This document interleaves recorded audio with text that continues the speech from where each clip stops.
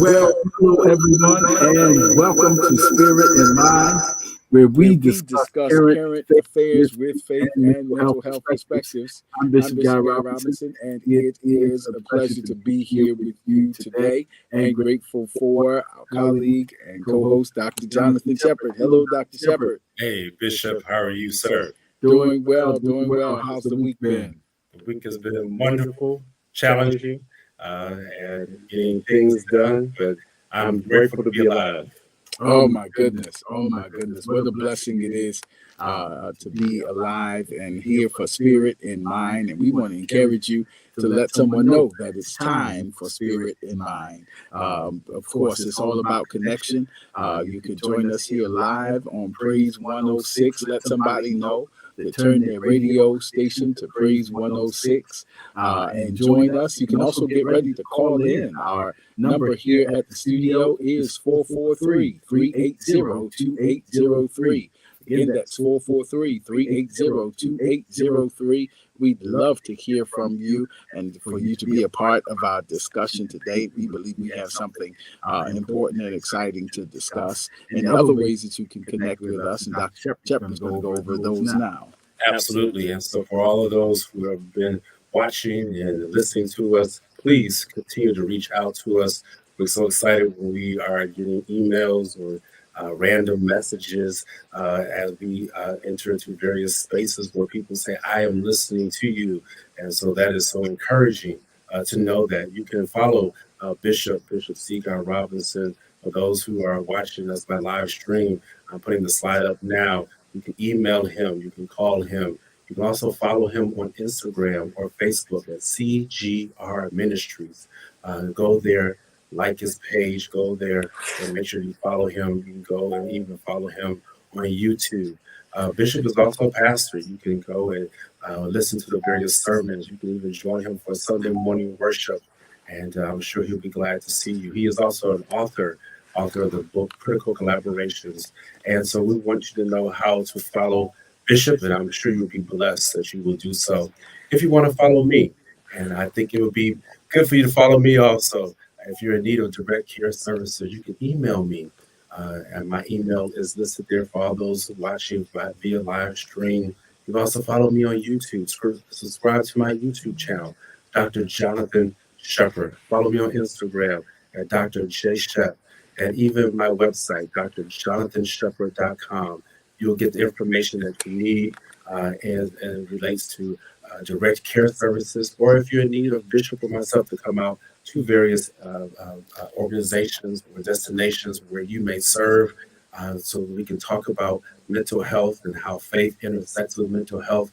We want to make sure that we make ourselves available to you so you can reach out to us, and we want to make sure we can get that information to our listeners and to our community. Absolutely. We thank you in In advance for advance for the the power of power of connection. For connection. And those for who are those who are already already connected, connected, thank you thank you for for staying staying connected connected.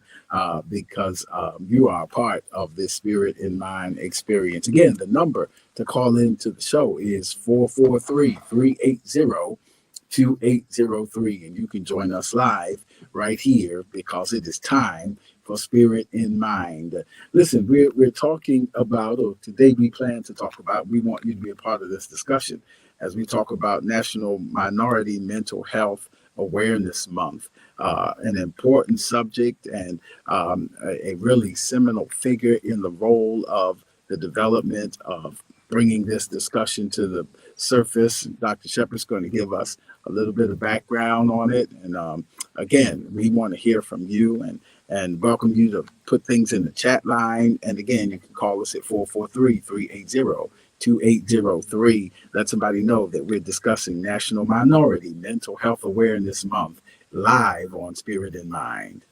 So, as Bishop has mentioned, July is BB Moore Campbell National Minority Mental Health Awareness Month, and it started in actually 2008, and the theme this year for the National Minority Mental Health Awareness Month is culture, community, and connection. And the founder, or I shouldn't say the founder, the person who was named after is BB Moore Campbell. I'm just going to tell you a little bit about her and to why it was so significant. for this particular month to even be named after her. And so Phoebe Moore Campbell was author, advocate, and co-founder of NAMI, which stands for the National Alliance of Mental Illness Urban in Los Angeles. And she was a champion for addressing the profound impact of racism, mental health, and the enduring strength of culture, community, and connections. Wow, that's a mouthful. Because as we live in this community and this society today, I tell you, the impact of racism and mental health on people of color is real. If I was in church or another place, I would at least ask for some type of amen or something to confirm that because it is real. Amen. Thank you, sir. The impact of racism and mental health. And so she was a champion for being able to get rid of the stigma, be able to allow people of color to talk about their experiences. Because what happens when you get into various communities, number one, they may not think that mental health is important. And number two, they may think that it's something that is not real. Or number three, they just remain in silence, they suffer in silence. And so she helped bring this to light because it was so important for her to end the stigma and provide mental health education information to those who are in need. And let me tell you, our Black communities, our underserved communities are in need. And so she recognized and understood the detrimental consequences of silence rooted in stigma. It was one of the major reasons for the lack of mental health care and treatment within communities of color. And so, Bishop, as we're celebrating all this month, National Minority Mental Health Awareness Month, or BB Moore Campbell National Minority Mental Health Awareness Month, I couldn't just help but think about what she would say as to what happened on this week. As you know, we deal with current affairs here, and the Supreme Court has been busy this week. And one of the questions as we were preparing for today's show was, what would B.B. Moore Campbell say about the ruling against affirmative action? Wow. Mhm. I mean, Bishop, that's just, you pause and you have to take a breath, to really think about what happened this week. And so, Bishop, before I even give my 2 cents, why don't you go ahead and take it from there because it's so loaded. Indeed, indeed. And I would, well, of course, B.B. Moore Campbell passed at 56 after battling brain cancer, but did so much work during her life to bring to the public forefront not just mental health awareness, but mental health concerns specifically as it relates to social determinants of mental health and socially constructed systems. And so this subject is so charged because there are those who tend to oversimplify it. But we now start to get into some of the socially constructed, again, systems that really trigger and really traumatize, quite frankly. And it's complicated. And the history of America, it is so much at the root of it. Civil rights bills were passed in 64, 68 again. So that makes it about 56 years, 55 years or so of the letter of the law being changed. But, there's a profound discussion between the letter of the law and the spirit of the law. And so it's a story of trauma, really, and race-based trauma and centuries of it. And it's a little bit simplistic and overly reductionist to think that literally centuries of traumatization and the systemic ills that it set up would be alleviated in 55 years. Wow. Absolutely. It's a gross oversimplification. And because of the work you do, that even if it's an uncomfortable subject, denying it, denying its existence or acting as if it never existed, or even creating rationalizations to say we're over it, doesn't heal it. Right. No. which is which is why it really is concerning, even concerning the ruling. And I'll end with this. So I was really, and if you've read Critical Collaboration, you know that I was really drawn into the research on this, on the concept of racism being a social construct that targets a specific demographic for a lifetime of impoverishment. Mm. Uh, um, and so poverty can be traumatic. Poverty is, because now we're getting into the sociology and the social work of mental health. When you get into that area, you get into the fact that poverty means a lack of resources, not just financial, but human resources, technological resources, Resources, power. And power. so And so racism is racism not just is not just prejudice in this prejudice sense, in this but sense, it's but it's prejudice plus prejudice plus power power that can that can create create systems that systems that target target one group one for group for prosperity prosperity and and another another group group for for poverty. poverty as the normative experience. And so centuries of that construct have created a certain kind of complexity that have to be addressed. And so it's targeted poverty, targeted trauma, and it's complex. And what the affirmative action piece was trying to do was that it's a bit ideal to say we signed a bill and now everything's equal. Mhm. Right. Right. And so it was trying to address that. Of course, that's the ideal, but the ideal and the reality have some disparities between them. So I'm sure that B.B. Moore Campbell would speak to that. Absolutely. Yeah. And thank you, Bishop, for just the way in which you handle following through with her life and her legacy. And I think that it's so ironic, if you would, that she died from brain cancer as she was dealing with people's minds and wanting to see the health of minds Mhm. preserved. It's just so ironic that some things like that happen. Uh, but I want to make sure that today that we let people know that we are concerned about you, absolutely. But we also want to let people know that we understand that in this particular time, we see how minorities have really been marginalized when it comes to the awareness about racism. And what do I mean by marginalized about the awareness of racism? Because some people believe that racism is not real. When you read some of the arguments, when you read some of the things that people have been saying, they really think that because we've achieved, like you said, Bishop, some accomplishments and been able to see some progress, that everything is on an equal footing. Well, I hate to tell you that because something is equal doesn't mean that there's equity there. And so Bishop can talk a little bit more about the difference between equal and I guess equality and equity, because those are two different things, especially when you are already starting behind the eight ball.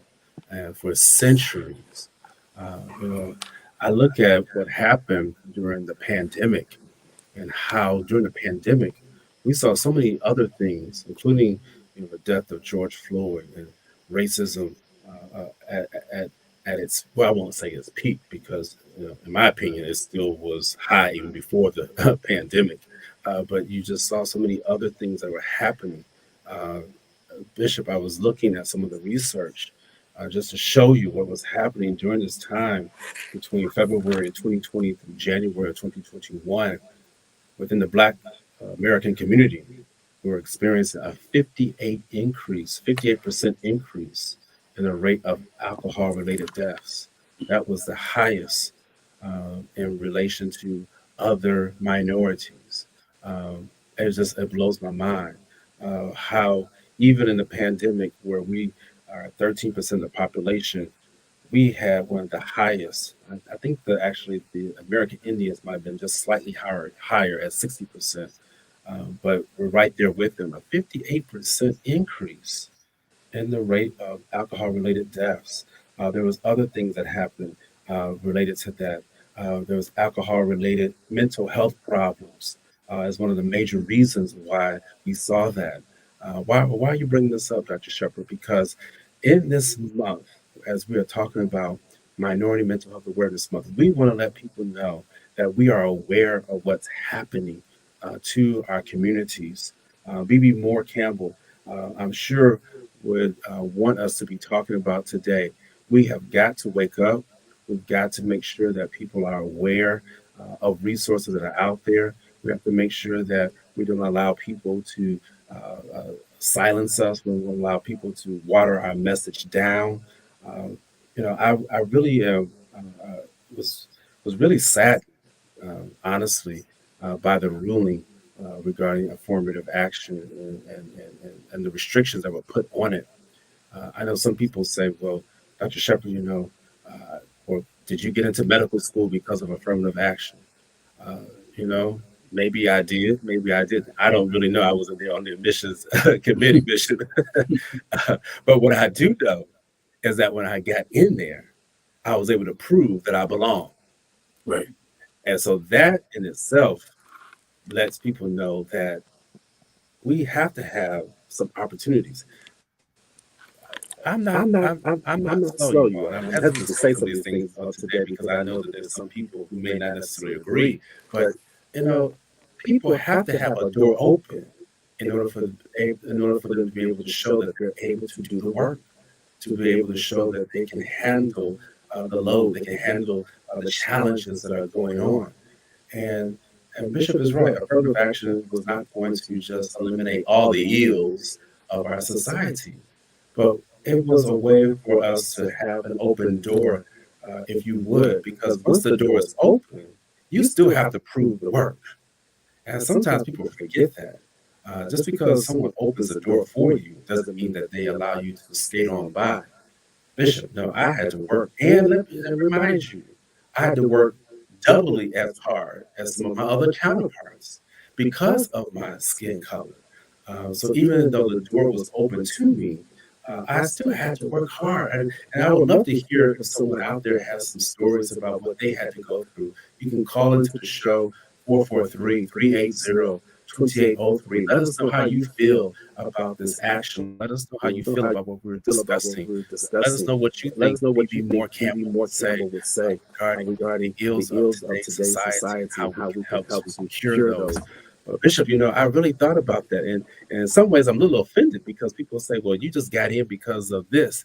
I said, okay, all right. The door was open to me, but I had to walk through the door and then I had to shut the door and go through the house and go through the back way and make sure that everything was done before I left the house so that I could prove that what I knew, what I learned, I was able to apply and learn. So, Bishop, this is just such a riveting discussion. I tell you, it brings up a lot of emotion for me. Yes, you bring up a powerful point, though. You, regardless of how you got in, you had to do the work, Right. and so, but what was granted was opportunity, Right. an opportunity that sometimes, even today, that research can show can be consciously or unconsciously denied certain persons based on conscious or unconscious prejudice, and so that's been shown in real estate market and the values of homes and all kinds of studies that have been done. It's been shown in the redistricting and gerrymandering, all kinds. So what you're talking about is opportunity was given. You still had to maximize it. That's right. But the opportunity was given to you to create equity and not just equality. So even with that, there's an effort there's still work to be done. It's not a handout, if you will. It's just an effort to acknowledge. And it's complicated because it has a lot to do with our history. And, as you know, history can have a very strong effect even on our present self. So this kind of like, let's just move on, can sometimes be a euphemism for not addressing and denying and repressing And repressing is an interesting word because it means that I pressed, but it came back to surface, and I pressed and it came back to surface, you know. So we keep repressing, Yes, right. and it keeps Right, rising rising up back up. because it has not been, if it hasn't been sufficiently addressed, it will be repressed and then surface again. And so, and it's a complicated thing because in some ways, we have to bear both the um, privileges and responsibilities that come with decisions that were made before us by our predecessors. So even for those, I sometimes get that question about Adam and Eve in theology. Why do I have to struggle because of their decision? Mhm. It's in some things are because we also inherit certain benefits. We also inherit certain responsibilities so that the future can be moving forward. And that requires a very collectivist kind of mindset as well, which kind of challenges our, kind of strong emphasis on individualism. But we are standing on the shoulders of those who have gone before us, and we are reaping the benefits and bearing some of the responsibilities of those things that have happened before us. And so it is complicated, and that's why it has to be talked through. But your point about being given an opportunity Mhm. still had to be maximized to the best of your ability. And given that opportunity, you did it, I did it, and there are many others who did it as well.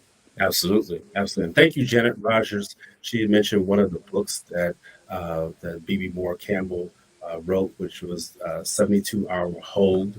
So Yeah, we encourage people to go uh, during this month of July. Let's go look up some of her literary works. 72-Hour Hold, and she wrote some other books that are noted. And this will be a wonderful time to go back and refresh yourself. Bishop, I want to mention, I know we're coming down to the last 5 minutes. I want to mention a statement that the American Medical Association stated, which I'm a proud member of, which represents most of the physicians here in the United States of America. They stated that the medical school's inability to consider race and emissions is bad for healthcare, hmm bad for medicine, and undermines the health of our nation. Wow. absolutely. Yeah, Well said. American Medical Association, which is the largest professional organization that represents all board certified physicians. Yeah, they were the ones who said that this is bad for healthcare, bad for medicine, and undermines the health of our nation. And just to break that down just a little bit more, it is bad for healthcare because when you limit the number of people who are coming into your medical schools, we're already in a shortage. All right, already a shortage. About 5%, 3 to 5%, they kind of go back and forth with that number about the number of Black doctors that are in the United States. So now you're limiting the pool that we can even garner doctors from. And we know that, and literature has also shown that when a Black doctor is present in a area, that the lifespan of the Black people in that area go up, Bishop. Absolutely. It increases. So, some of this people are knowing what they're doing, and I'll just say that. So when there are not enough Black doctors, we're literally cutting off our lives. We're literally putting ourselves in a way of disadvantage, or people are doing that, not us ourselves. But I want to let you all know that with the disparities that are occurring already, it's hard. It's hard already to find a physician who is competent, who understands what you're going through as a Black person, as a person of color. And so I wanted to lift that just in case people were wondering, well, what is it just all the Black people who are upset? No, the American Medical Association stated that this is bad for medicine, bad for healthcare, and undermines the health of our nation. Wow, wow, wow. Listen, so in our last minute and a half or so, we just want to encourage persons to keep the conversation going, even when it is not encouraged to keep going. Understanding that one of the things that perpetuate the traumatic experience and effect, or the ongoing after the traumatic event, it perpetuates the traumatic experience and traumatic effects is the minimalization and denial of it ever happening or having ongoing relevance. That only perpetuates the trauma. That's, in whatever form of trauma has happened, like get over it, or did you ask for it? And, why'd Right. all those kind of things that suggest that blame the victim, if you will.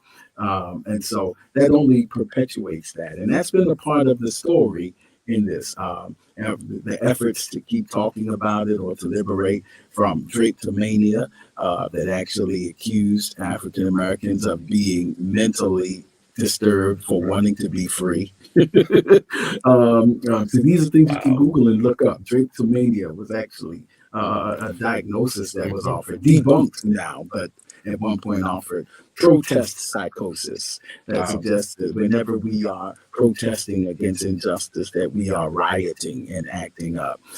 Intellectual coloniality, the colonization of intellect, as if only Eurocentric research methodologies are legitimate.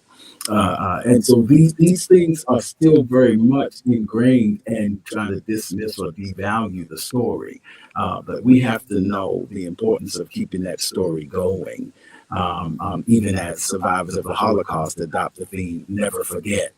And even as patriots have adopted the 9/11 theme of never forget, so too must we, not to perpetuate the victimhood, but to prevent it from occurring again.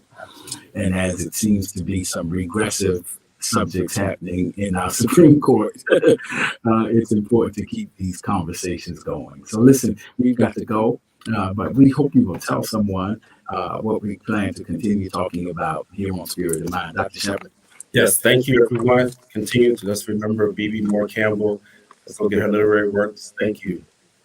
And we look forward, by the grace of God, to seeing you the next time on Spirit in Mind.